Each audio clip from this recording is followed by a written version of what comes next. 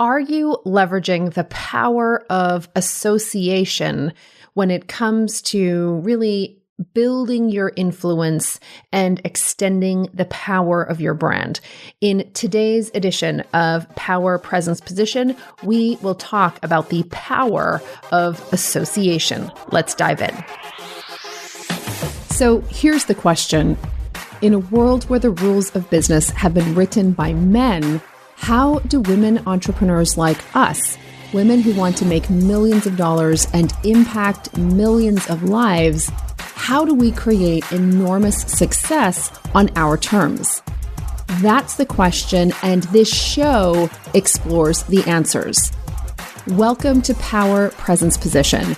I'm your host, Eleanor Beaton, and I'm on a mission to double the number of women entrepreneurs who generate over $1 million per year in annual revenue.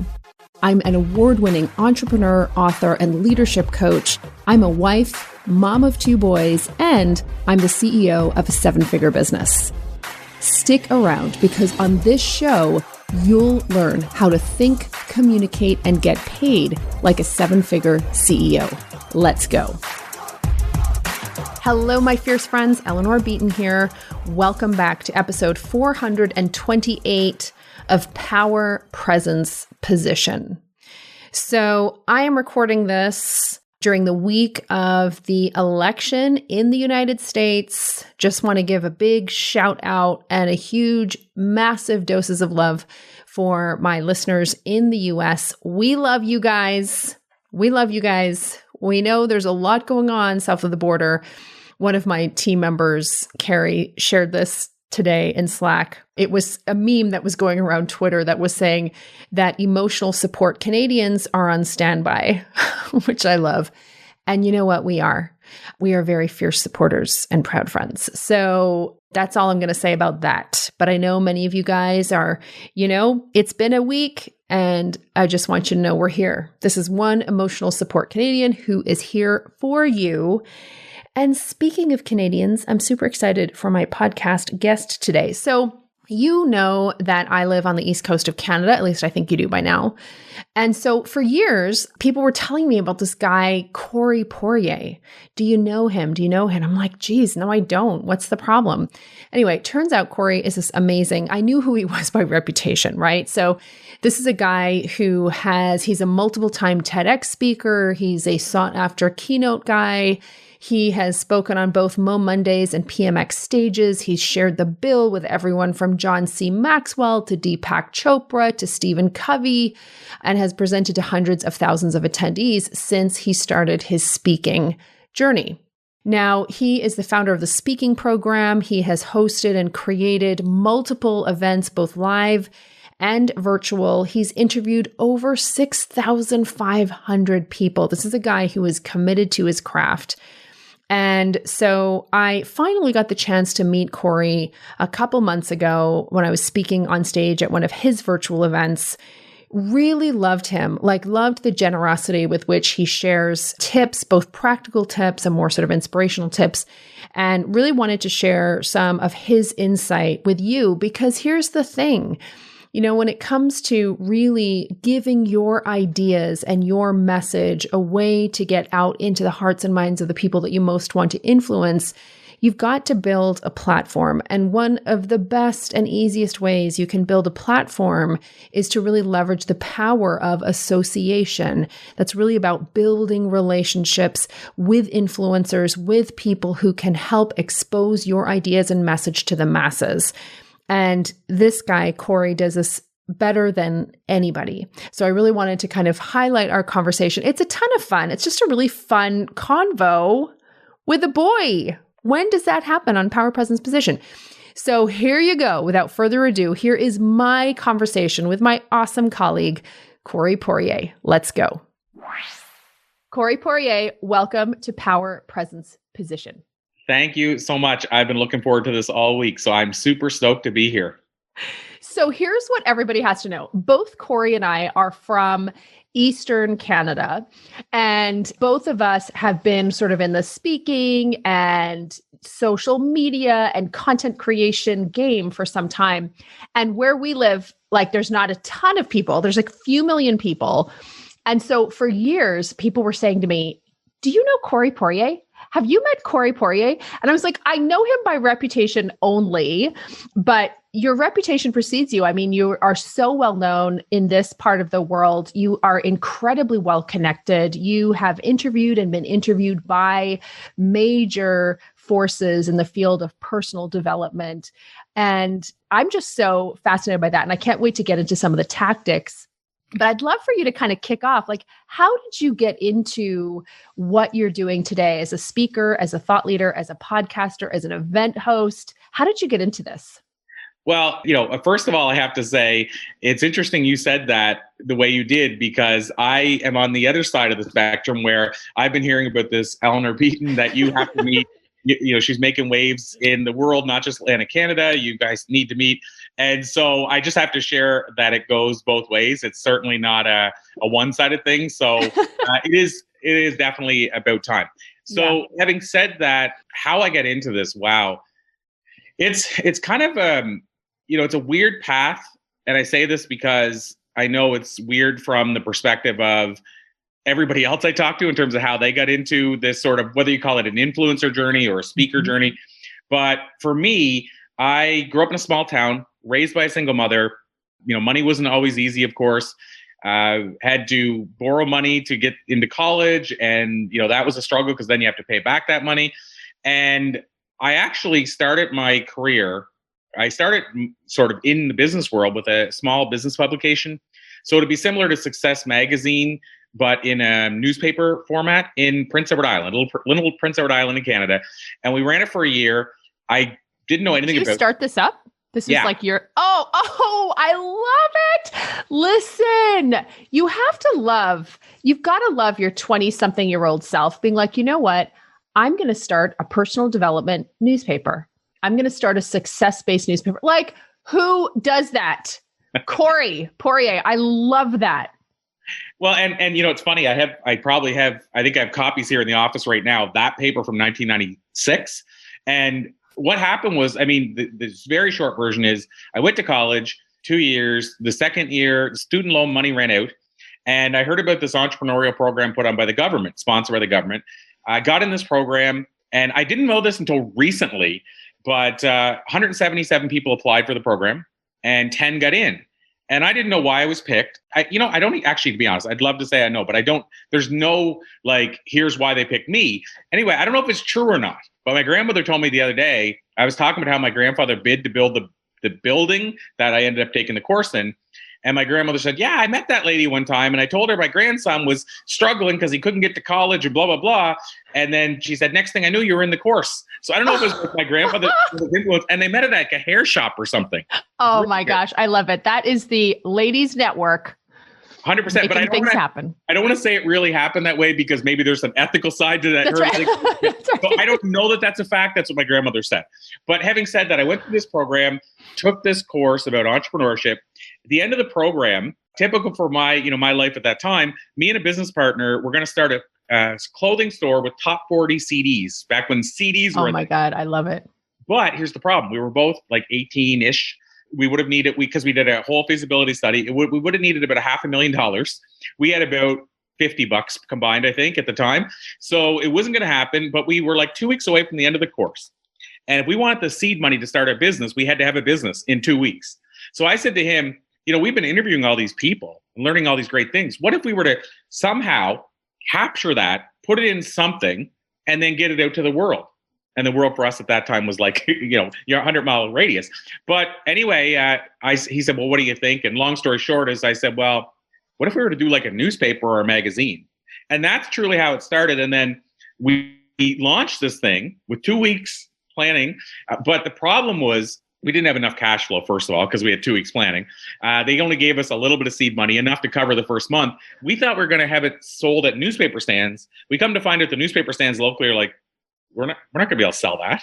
You're just starting. And so there were only 2 newspaper stands. I don't know how we thought we were going to pay the bills, but the long story short, and it wasn't even a newspaper stand, it was like magazine stores. But long story short is that we launched it and discovered within 2 weeks notice, we were going to have to do what we didn't know existed, but known as sales/cold calls. Oh, and right. Neither of us had ever sold a person, never been in front of people, never walked into an office. So we had the worst business clothing you could ever, like sneakers, colored sneakers to go with our dress pants. It was just a mess. We went in, and I think they felt sorry for us more than anything else. But my buddy, I won't say his name, he was like turning white in shades of color. I wasn't much better. I was like sweating. Yeah. But ultimately, he started saying when I'd go to pick him up, sorry, buddy, I slept in. And he was trying to find ways to not cold call. So I kept going out and selling the ads. And that's how we ran the paper for a year. I actually had to buy him out after 4 months, and actually had to pay to buy him out after taking a business loan. So that hurt the paper. And to finish this whole story off, after a year, basically the writing was on the wall. I could cover the bills of the paper or my own bills, but not both. And it was really pricey, like at the time, because we were paying a publisher. So at the time, it was like maybe $5,000 a month. Yeah. For somebody who was 18 and started a business with $3,000 cash. That's serious overhead. Yeah, and had to pay somebody $3,000 to get back out of the business. He had a sweet deal. He got to say he was part of the first 4 auditions for the publication. That's right, a founder. A founder, and then got paid out to walk away. But to make a long story short, at the end of that year, I realized it wasn't the right fit, and I threw in the towel and quietly, because people were making all these great, oh, you're 18 and you have your own newspaper, so everybody was like bragging it up, and then all of a sudden I had to hang my head, so I just kind of quietly closed the doors, pretended it didn't exist, and then very shortly after, me and a bunch of buddies, I took a job for like 9 months in town, and me and a bunch of buddies decided we're going to go work on the oil rigs in Western Canada, work for about 8 months, and then retire for the rest of our lives. That doesn't happen, as we found out. So I get burned with hydrochloric acid in my first week and had to move into the city. Well, I actually went to a doctor. They cleared it all up. Some people that wanted me to take the easy way out said, you're foolish. You should have left the scars and then charged them for like $500,000 negligence. But I didn't. And so I moved into the city, took a position with Toshiba Canada. So a Fortune 500 company. Again, no business working there. 200 people applied, one job. And when I asked him why he hired me, he said, because first of all, you moved across the country, so you have no choice. You have to succeed. And secondly, you had a newspaper at 18 years of age. Yeah. And he said, anybody can sell advertising, straight commission at 18 years of age, can probably sell photocopiers for a living. And so I stayed 10 years in that business. And within the last few years, I went to perform stand-up comedy. I got tricked to be on the stage. I bombed horribly, but I kept going back. And then I sat next to somebody at an event, and they said, it was a Tony Robbins event, and they said, can you believe he's getting paid to do this? And I said, whoa, wait a minute. He's getting paid to do this? Record scratch. I need to know more about this. And so I made the transition to a speaker while still performing stand-up at that point. And I don't want to say the rest is history, but basically that's how I got into speaking. And stand-up, I kept performing for 9 years, 700 shows, bombing a lot, but it was a great learning ground to get into speaking. So that's the early way of how I got into speaking. Oh my gosh, that is such a great story. And there's so much that I love about it. I want to focus on 2 things. One is the newspaper, and then the second is the stand-up. So with the newspaper, what I love about this, so I was originally a journalist as well. And what was so cool about, to do that well, you really need to be naturally curious. And then to continue doing it well, you have to hone your curiosity. And so this idea of like interviewing people, that was really powerful, because when you are interviewing people, you're gaining this incredible knowledge. It's the power of association with influencers, with thinkers, and that can be incredibly powerful to help you build your own brand. And, obviously you got started that way with your newspaper, but you have gone on to do hundreds and hundreds of interviews with people like Lisa Nichols, like Les Brown. I mean, major people in the world of personal development. Well, I'm wondering if you can kind of speak a little bit about this idea of interviewing as power. Yeah, absolutely. And I will add, because it's maybe an important note for people listening as far as I'll say the closure on that newspaper, I actually felt like the doors were never closed properly on that, Eleanor. And so I actually relaunched a similar publication in 2007 when I finally was speaking full time, so I knew I could do it on the side. And we ran it for 6 years monthly. And so it was like, I want to prove that this publication can be successful. And it never, I mean, I say this not as a me ink, but one of the things I'm prided on because of the first go round is that it never lost money. Not one issue ever lost money. The challenge, why I had to walk away from it, is because it was eating up a lot of my time. Like it was not, there was a couple of reasons it wasn't a good fit. One perspective, I would have had to take it across the country or across North America. And I didn't think newsprint was the way to do that. Like at this point, publications were still thriving here, but they weren't thriving worldwide. And so it didn't make sense that way. And secondly, I had to make a clear choice. What direction am I going?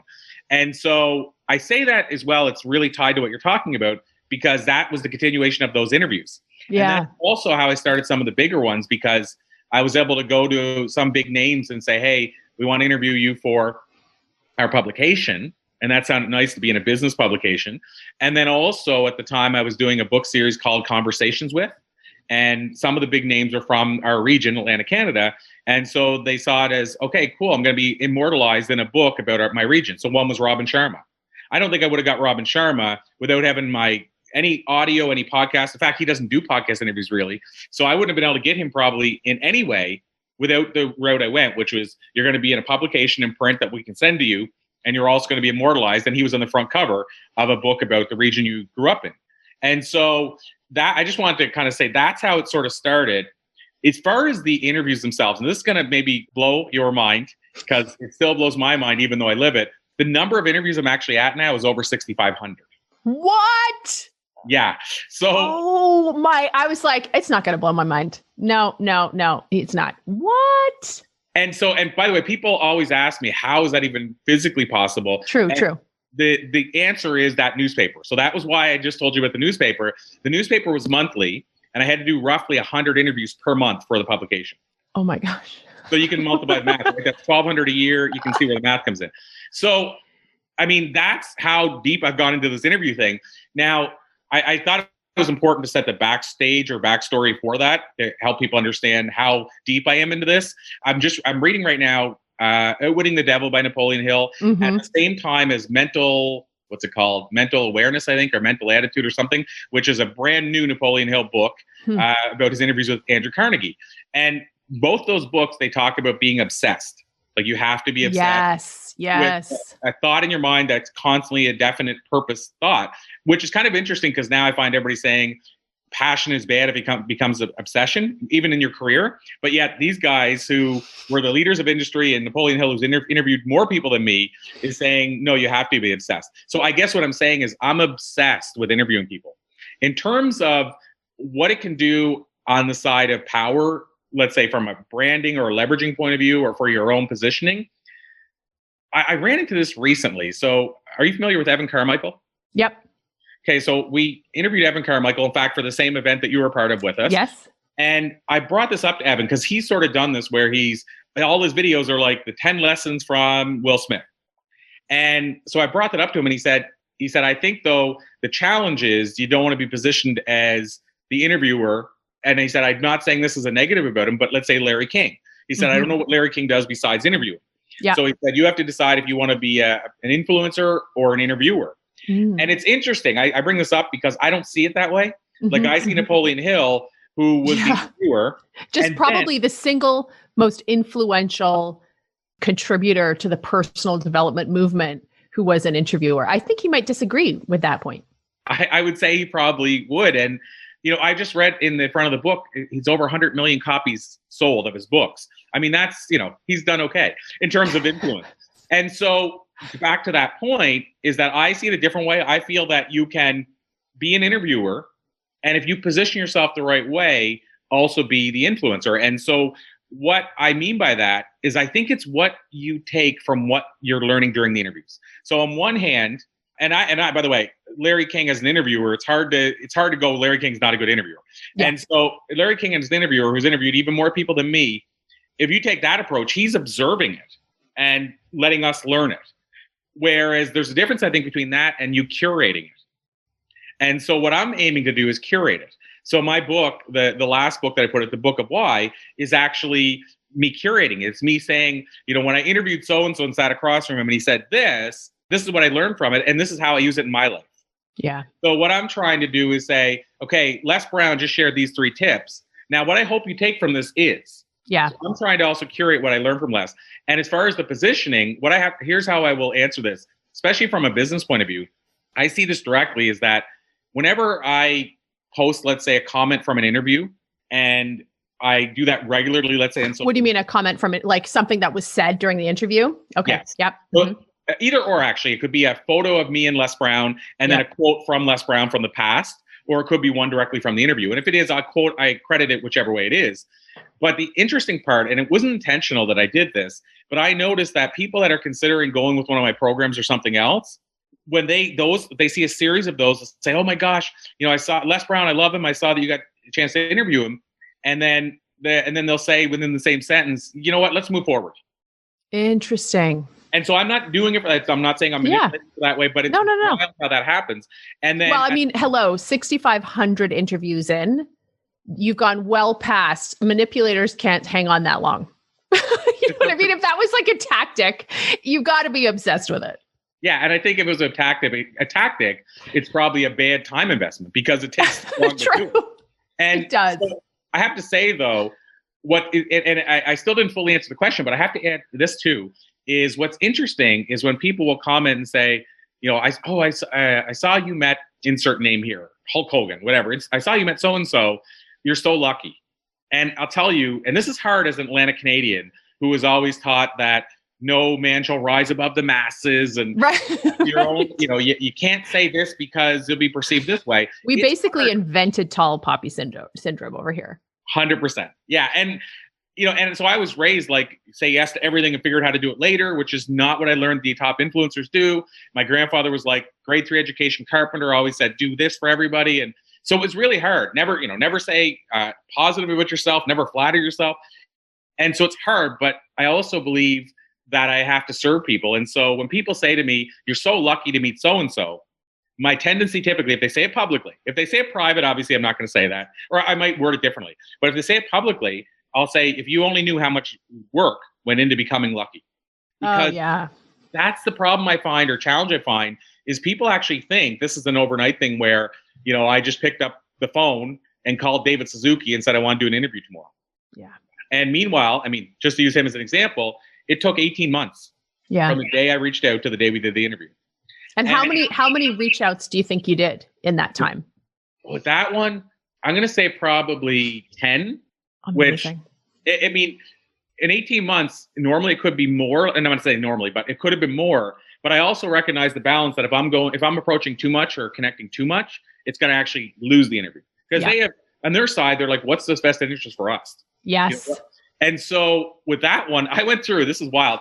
It lasted so long that one of his key employee that was with him 30 years retired while I was arranging it. And I had to start over again. Oh my God. Which actually served me well because the new person, the previous person was like, well, we'll see what we can do. And if David ever happens to be in your neighborhood or whatever, the next person I said, well, I noticed, which is true, he just got announced to accept award and I'm going to be in the same place. And then the person really moved it forward quickly from there. Yeah. But it was almost like they're fresh and new. So they're so excited they're going to make it happen.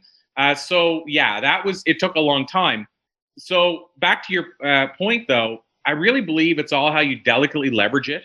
And I say delicately because if it looks like you're manipulating, or if it looks like this is an ego thing, then it could certainly work against you. Mm-hmm. But I feel like there's so much credibility established whenever people see that you are learning from the best of the best. Yeah. And at the same time, what I find happens is they actually tell other people, oh, this guy has interviewed so-and-so and so-and-so, and they're establishing the credibility for why that person should speak to me. Yeah. Or if I'm reaching out and wanting to do the next interview, it gets easier when you can list all these names. So I think there's a power in the positioning in terms of your credibility every time another interview happens. But also, I think there's a power in the positioning of a person that's dissected the mind of thousands of thought leaders so you don't have to. Exactly. Yeah, it's so good. So did that answer the question? It totally does. And I want to kind of go back to this idea of, so we just glanced right over stand-up, and I'm prepared to leave that for now. I think it's such a cool, 700 performances, but I also think it's just so powerful to be on your feet like that, to practice, to rehearse, to, all of that. But what I really want to talk about is obsession, because this is so interesting. And this is where sometimes I feel that it's misunderstood, in the sense that, I can remember talking with a really good friend, and we were talking about how sometimes it can be a little challenging to relate to people who aren't maybe business owners, or who aren't, because I am obsessed with what I do. I love what I do. I'm totally obsessed with it. I find it's interesting. I just always feel on around so this doesn't mean that every day is amazing, but it does mean that I'm a little bit obsessed with what I do. And a lot of my closest friends now are other entrepreneurs who are similarly obsessed. Now, if you look at, most literature out there, people would say we don't have balance. We don't have, we're not practicing proper self-care. I'm like, are you kidding? Because another way is to think about it in terms of devotion, like being devoted to what you do. But I love this idea. So here's a question for you. How have you cultivated the energy and to sustain that level of obsession with interviewing, over the years? Where does that come from? Well, one thing I'll add on to, which I think is powerful, what you said, is the obsession side. One of the things I talk about, I guess in the last book, it was where I first mentioned it, was a thing I call vitamin P. So, and this, by the way, goes back to answer your question indirectly. Yeah. But I tell people that I take a vitamin that you cannot buy in the stores, but it's the most important vitamin you'll ever take. And yet most people aren't taking it. And so vitamin P stands to me for passion or purpose. And so when I say passion or purpose, I believe there's different things. I think passion is what you do. So stand-up comedy, interviewing, playing music, or photography. Purpose is why you're doing it. What's the big reason you're doing this? And often your passion, or not often, passions can change all throughout your life. Your purpose rarely will.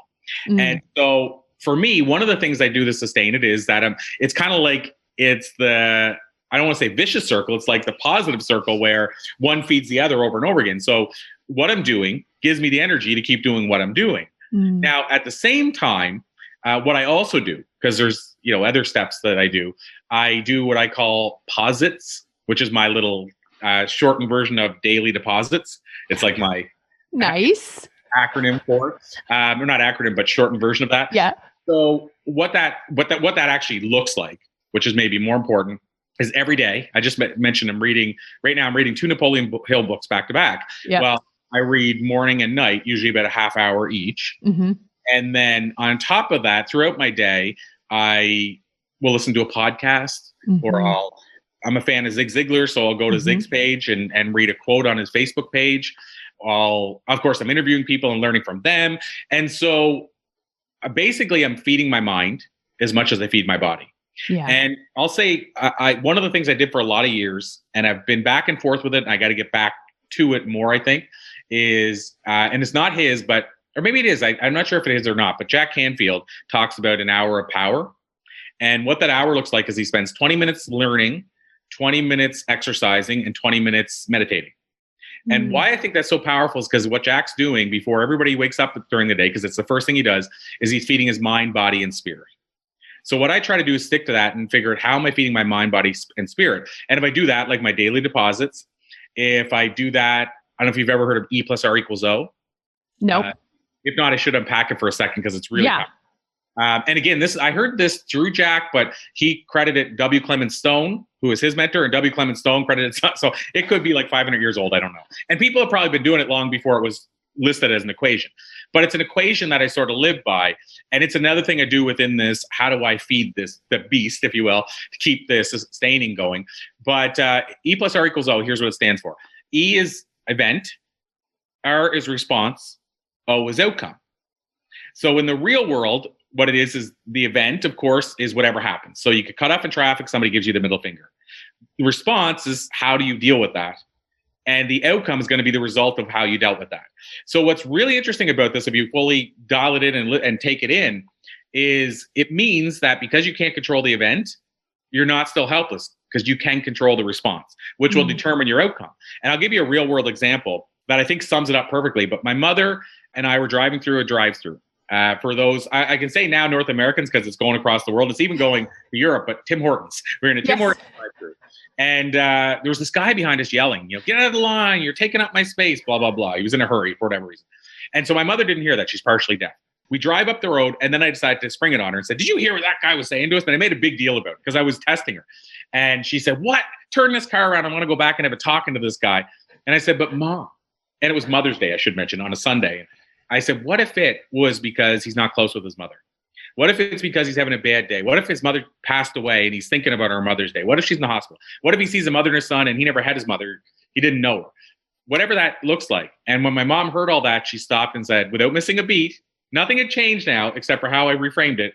She said, we should go back and buy that sweetheart a coffee. Oh, interesting, right? That's E plus R equals O because the event hadn't changed, but my mother's response did, and our outcome would have been dramatically different. Now, I'll add one thing that I never heard Jack say. I never heard anybody add it in, but I always thought about it. The problem with this equation, only problem, is if you get cut off in traffic and the middle finger goes out into the air, then most people are going to react, the other R, because it's natural, it's immediate.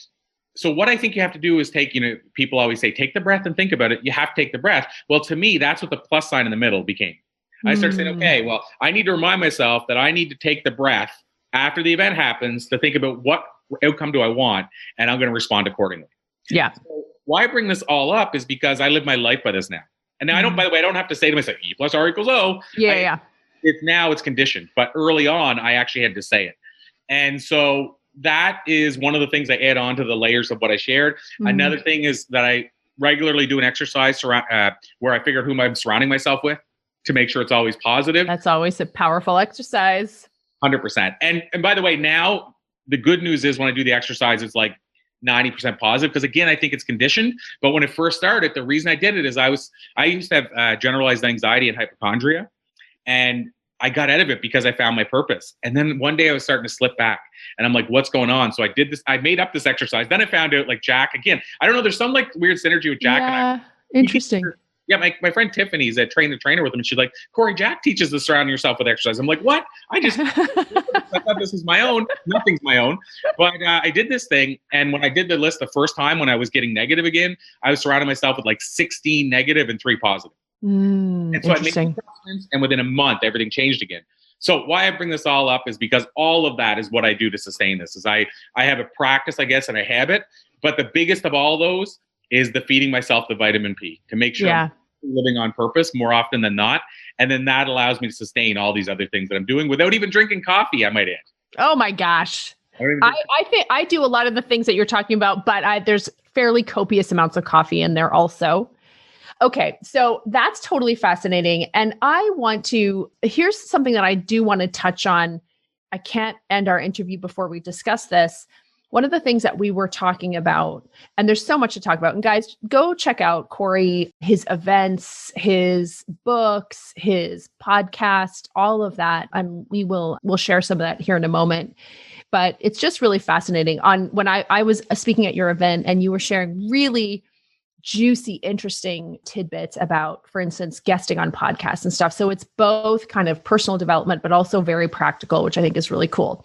Anyway, but one of the things that we talked about as we were preparing for this interview was this idea of some of the big trends or big lessons that you've learned from the female influencers, people like Lisa Nichols and that kind of thing, who have, incredibly powerful women who have built massive platforms. When you think on some of these women and the conversations that you've had with them, what emerges as sort of trends or insights that you could share with our people? So top of mind, because I'm thinking of ones that I won't say are specific to female entrepreneurs versus males, but maybe more so. One of them that comes into my head right away, and I kind of alluded to it earlier with the whole saying yes to everything and figuring out how to do it later. The power of no. I found that these top female influencers have figured out that they have to say no maybe 10 times more than the average person. Yeah. And so I'll tell you an example. Shalene Johnson. Yes. Because some people say Shalene. Love her. I say Shalene. I do too. And sometimes if I'm really feeling, I'd be like Shalini. Oh, but that's just like, that's not actually how you say it. Do you remember her Turbo Jam videos? No, only sort of after I encountered her after the fact. But I mean, her whole persona is Turbo Jam. I challenge people to dislike Shalene Johnson and not have curmudgeon tendencies. Like, how can you not? She's a ray of sunshine. Absolutely. She's Turbo Jam. She is Turbo Jam personified. Anyway, clearly I like her. And so I used to I used to use the Turbo Jam workouts. That's how I discovered her, way before all the other. Oh, you are an OG Shalini fan. Yeah, I probably have the DVDs at the office too. If I had time, I would go grab one and show you. I have, but So Turbo Fire, by the way, followed Turbo Jam. Just the like. Wait! I was laughing. Turbo what followed Turbo Jam? Turbo Fire. Oh, that is amazing. Turbo Fire. And Pio is the newest one. Yes, I know of that one. Oh my gosh. Shalene. But I know she says a Shalene because I listened to that's what I was going to say with the exercise. She's speaking the first person because she's that type of person. She's just hilarious. And her videos, by the way, she even had outtakes. Nobody ever does that in infomercial things, like the old exercise videos. She had outtakes in them, and she's wearing like her hat on sideways. She's just awesome. But so Shalene, one time I asked her this question about how do you manage all this? You have an empire. I mean, they sold 6 million of those DVDs, by the way. Like, it's an empire. And I said, how do you manage all this? How do you get this all done? And she told me the story, which I think is so powerful for female entrepreneurs, males as well. Yeah. The whole idea of the power of no. There's one thing is to say no, but there's a second thing is how do you do it not to burn a bridge, which is harder. And then I'll add my own little thing about how do you actually decide what a no is. So I'll give you this all and try to give you this all in a minute. But basically, Shalene said that she had at one point, I think 600 studios where it was teachers instructing. And some of them were near her place in California. And so they would come and say, Shalene, can you take over for me today? I got to go do this and that. And so what she ultimately had to start doing, because her business is very family-based, is she would say, well, let me talk to my husband, Brett, and make sure we don't have something else on the go. And then can I get back to you tomorrow or the next day? And then if I can't take it on, I'll find somebody else who will. So if you think about this from a couple of psychological perspectives, how do you get mad at somebody that says, I want to put my family first, but if I can't do it, I'm going to help you find somebody who can. And at the same time, it gives her, so this is what the benefit of it is, it gives her a couple of days to decide. She's not burning a bridge by saying, no, can't do it that way. And a lot of times, as we know, they'll find another solution anyway in the interim. Say, don't worry about it, Shalene, I figured it out. Yes. So that's, in my opinion, one of the best exercises I've ever heard for how to say no. But then the secondary... I just want to pause here because this is so huge. And I have learned this, that whole idea, sometimes there's this whole thing with social media and how we communicate. And it's this idea, what social media has done is conditioned the instant response. But I think anywhere where you can buy a little bit of time, you can just buy yourself a little bit of time. A lot of times that can give the other person a chance to solve their own problem or, to your point, I just wanted to take that out because it's really, really powerful for people to think through. How are you conditioning others to expect a response from you?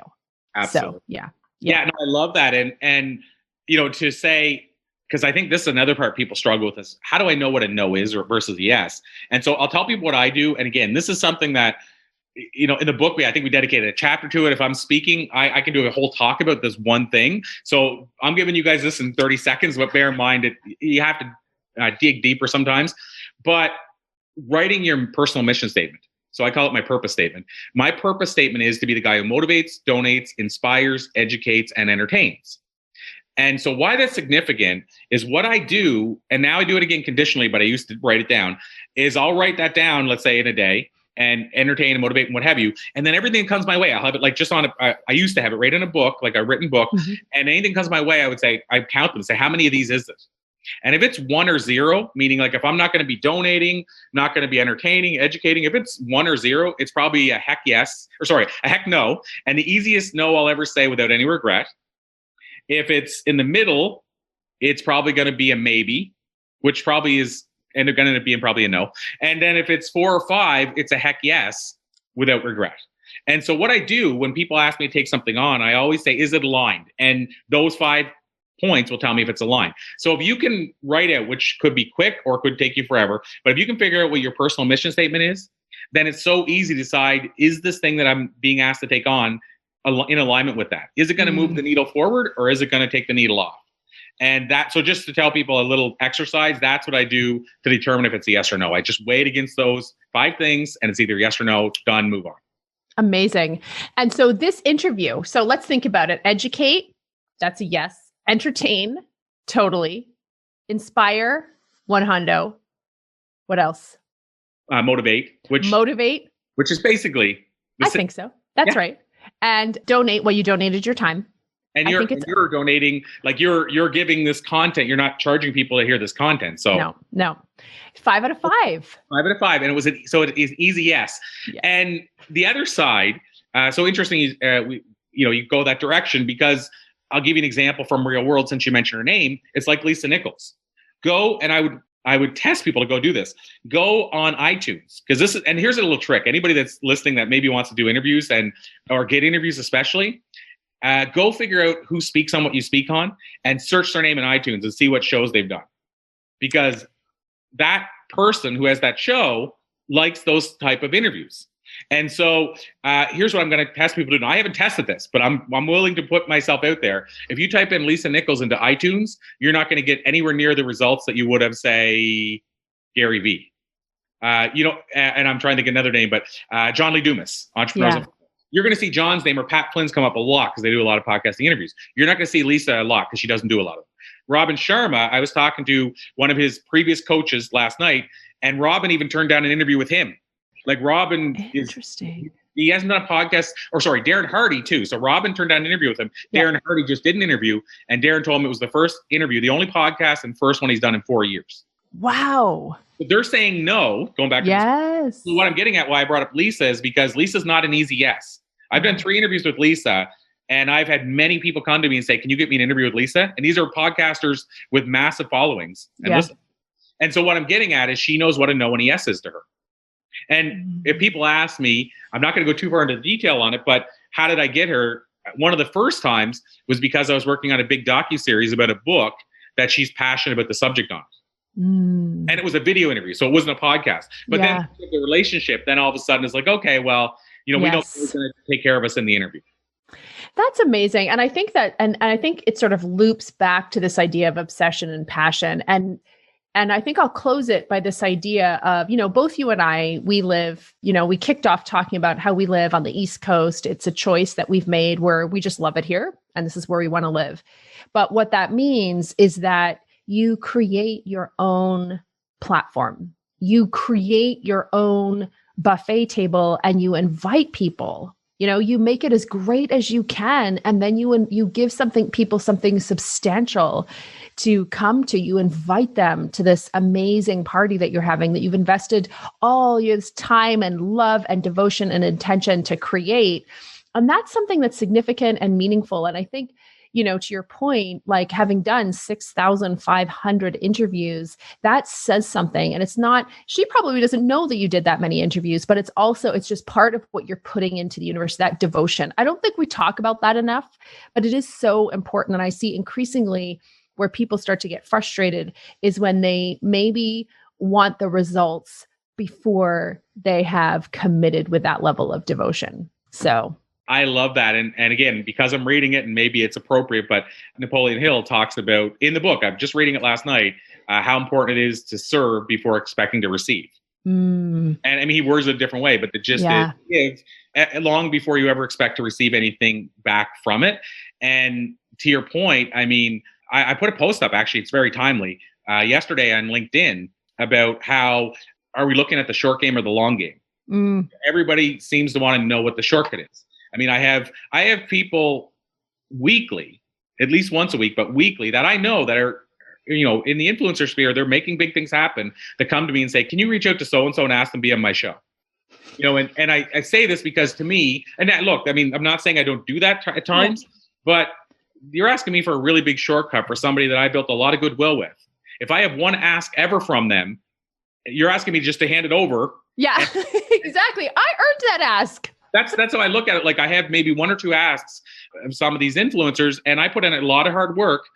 And I say this in the best way possible, is that, yes, I want to help you, but at the same time, it's not even fair to that person for me to go, okay, I'm going to look and text so-and-so, insert name here, and say, hey, can you do an interview with a friend of mine? I mean, their own managers and business partners often will only do that a couple of times a month or even a year in some cases. Yeah. So I don't know. I feel like that's something that they put a trust in me that I'm not going to do. Now, there's exceptions like Mark Victor Hansen, who's the co-author and co-creator of Chicken Soup. Mark asked me, Corey, can you connect me with some podcasters, have a new book out? Well, I put him on, I think, 20 shows. Well, he asked me. And so that's a different story. And so somebody came to me and said, hey, I've seen that Mark was on your show. Can you connect with him? Yeah, absolutely. Because Mark asked me. That's right. It depends on the context. So I think the shortcut thing, yes, you should always be looking for what hack can I learn from somebody to make the process shorter, but don't go to somebody else and think, can you make the whole process shorter? Yeah, don't try to leverage their shortcuts that they earned or their asks that they earned. I love it. Corey, it was such a pleasure having this conversation. Just so super entertaining and practical and inspiring. Where can my listeners go to learn more about you? Where should they go next to, learn more and take in everything that you have to offer? So if you're okay with me, Eleanor, giving something away to your listeners. Yes. Okay, so if that's cool, this is so new. I mean, it's so new, it's like got the new car smell. But oftentimes, one of the things that I've given to people is a book I have on public speaking. But we didn't really talk about that today, and we talked a lot about influence. So I have something brand new, which is we just put together my top 10 list. And you've asked me a little bit about these things. My top 10 list of insights I've learned from the highest of achievers. So if people want a free copy of that, it's a PDF. To give you a kind of a teaser, the names in there would be Bob Proctor, Lisa Nichols, Les Brown. And I'll give a bigger teaser. One of Les Brown's quote in there off the top of my head is when I asked him about synchronicity, he said, in my opinion, synchronicity is God's way of remaining anonymous. Ooh. Oh, so good. And so there's 9 That guy has a real future in speaking, doesn't he? I think so. And if you don't like the religious connotation, you can say higher power. Yeah. But that, if people want to grab a free copy of that, top 10 insights from some of the top leaders ever, you can grab that at letsdoinfluencing.com. Letsdoinfluencing.com. And then the second way I'll add, because I'd love to see everybody grab that, but we have mentioned Blue Talks, I think, just in passing. And Blue Talks is basically, I got to stop saying this soon, but it's basically like to me, if Chicken Soup and TEDx had a baby, it would be Blue Talks. So Blue Talks is basically a brand new platform where you were a part of the virtual event. We do live events. We have the book series and the podcast, and people can learn everything about Blue Talks at bluetalks.com. And I think both of those two places will kind of tell you what you need to know about me. Awesome. Well, thank you so much. It was just super fun. I can't wait till we can actually meet in person. Like once this shutdown happens, let's make it happen. 1,000%. Awesome. I'm in more than you can imagine. All right. Take care. Thank you. Today's episode of Power Presence Position is sponsored by the podcast I'm a Millionaire, So Now What? With Colleen O'Connell Campbell. Colleen O'Connell Campbell is a brilliant financial advisor for entrepreneurs. She is a longtime client, and her show, I'm a Millionaire, So Now What? Covers inspirational stories and practical advice for self-made millionaires in the making. And as a woman entrepreneur, she really understands the work of building wealth, of retaining wealth, and of investing wealth in a way that is meaningful to you. Go check out the show. If you love this show, then you will love even more my missives, i.e., my emails. If you're not on my email list yet, I strongly encourage you to sign up at eleanorbeaton.com/join. Now, when you go and sign up for my email list, you will quickly discover why some of the most popular, well-known, and influential voices in the world of women's entrepreneurship quietly, studiously, consistently open every single email I send out because they want to be inspired, They want to be entertained. And also, I think they really want to connect with a woman like myself who's in full command of her voice and is willing to open up and share her thinking, her ideas, and her story. I promise you that on this email list, you are going to be entertained. You are going to hear really valuable tips about stepping into your power as a leader. And you're also going to get fun insight that I do not share anywhere else. Go to eleanorbeaton.com/join. And I promise you it will be the highlight of your inbox.